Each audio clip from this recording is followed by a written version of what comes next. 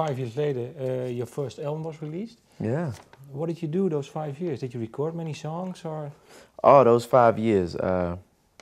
Well, I would go see Troy and Charles actually every break I had.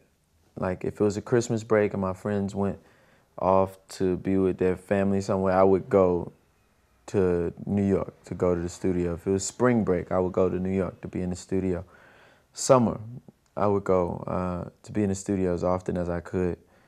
That next summer, after I met him, I recorded, I think, 6 or 7 songs, whereas though the year before I recorded 1. And then after that, my friend was a DJ, so we started recording little songs together as well.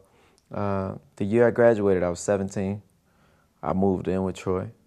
I slept on his basement, and we recorded every day. He was very much like a machine. He would wake up 8 o'clock every day, no matter what time we went to sleep.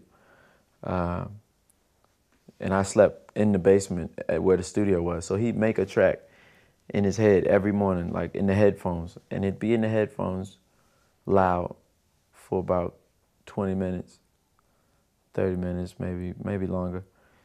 And then when he got to a point where he thought it was good enough for him, he blasted, no matter, I'm knocked out asleep.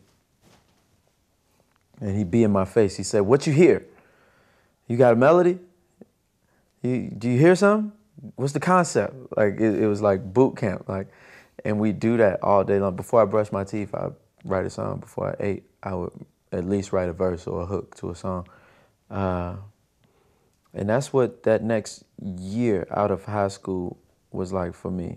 To put in a nutshell, I probably recorded 60 songs that year versus 1 the 2 years before and probably 12 the year after that, which I actually skipped over something. The 6 songs that I had with Troy and his production team and a couple songs that I had with my DJ, I sold like this CD on prom night.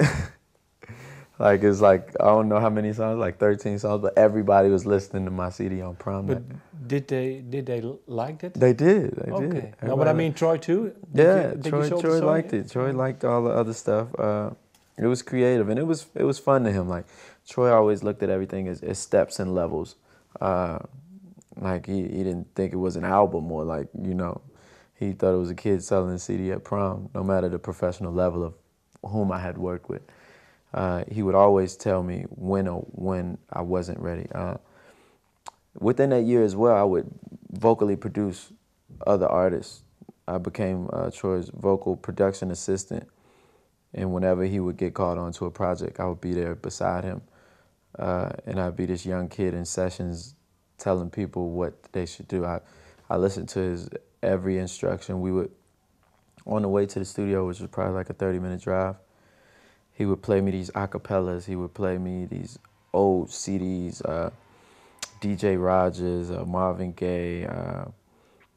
Carl Thomas was an artist of his too. Before he would play me Carl Thomas in his younger year. Jonte Austin, who's a great songwriter whom I've worked with numerous times, also came up under Troy.